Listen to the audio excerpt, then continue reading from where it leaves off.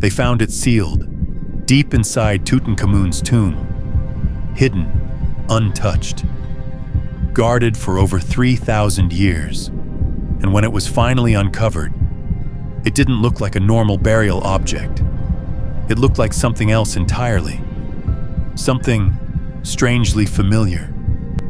Because thousands of years later, a very similar object appears in the Bible. The Ark of the Covenant, a sacred chest said to hold divine law, carried by the Israelites, and believed to contain the presence of God itself. But what if that idea didn't begin there? What if something like it already existed in ancient Egypt?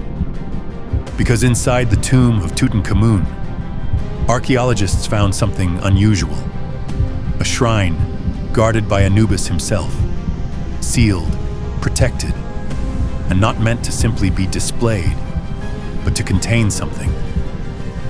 And when you compare it to what we later call the Ark of the Covenant, the similarities are hard to ignore.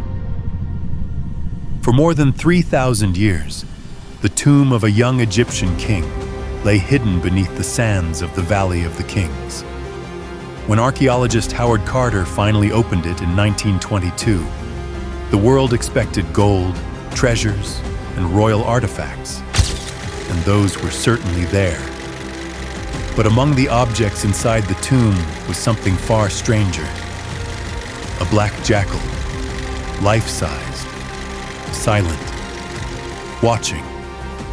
The figure represented the god Anubis, guardian of the dead. And he wasn't standing alone. He was lying on top of a sealed golden shrine, a chest, a sacred container placed carefully inside the tomb, guarded by the god of embalming himself, which raises a question that historians still find fascinating. Why would the Egyptians place such an object here? And what exactly was meant to be hidden inside it? Because the more we look at this shrine, the more it begins to resemble something else. Something that appears centuries later in another tradition. An object many people know simply as the Ark. But before we can explore that connection, we first have to understand the shrine itself and the strange role it played inside the tomb of Tutankhamun. When Carter entered the treasury chamber of the tomb, the Anubis shrine stood on a wooden sled. That detail alone was unusual. This was not a fixed object meant to stay in one place. It was portable.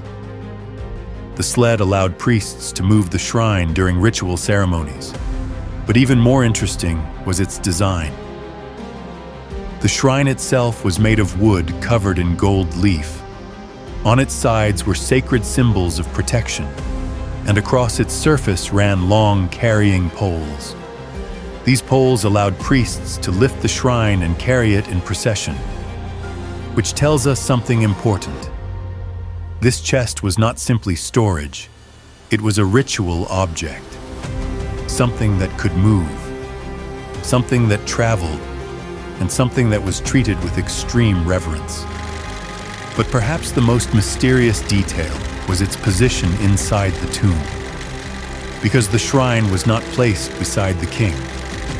It stood outside the burial chamber entirely, almost like a guardian, almost like a barrier, between the outer world and the sacred space where the king rested. And that placement was not accidental. Ancient Egyptians believed that the afterlife journey of a king required careful protection.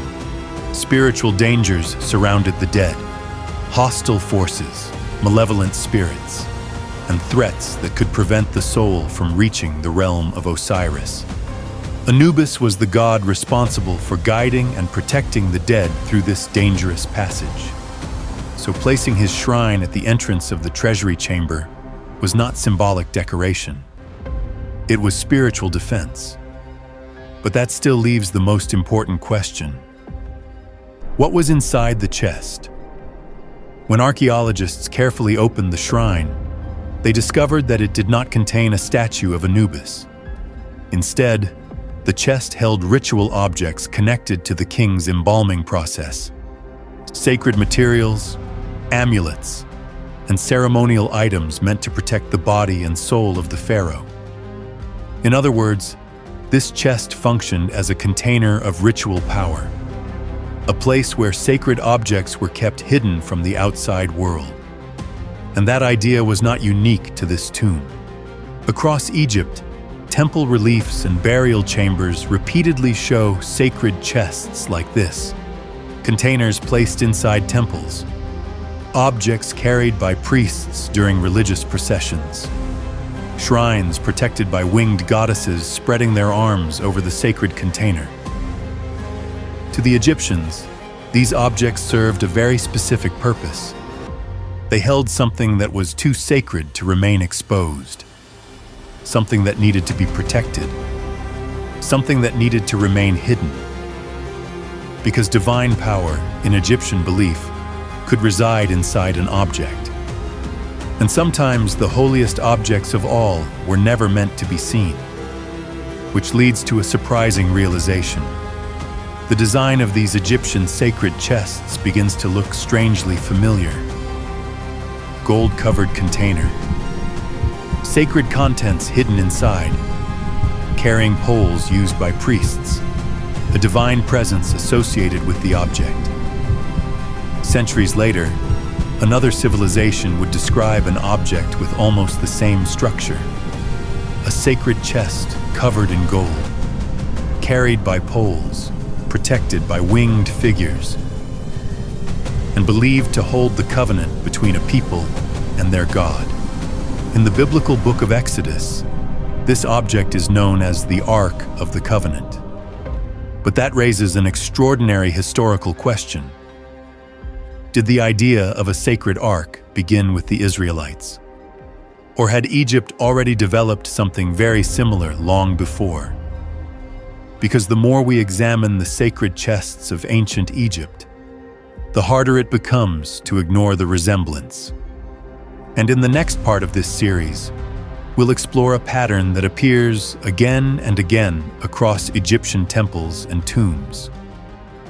Winged deities protecting sacred containers, portable shrines carried by priests, and a religious tradition built around the idea that divine power could dwell inside a hidden object. Because once we understand that pattern, the story of the Ark begins to look very different. And that's where this mystery truly begins.